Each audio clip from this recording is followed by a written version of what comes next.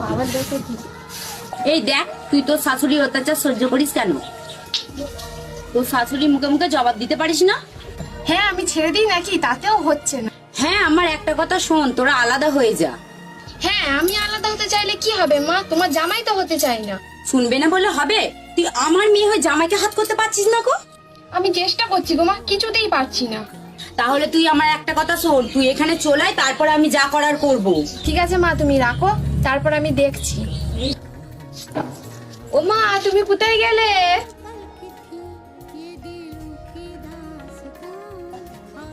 ও মা, ঠাকুরজি এসেছো?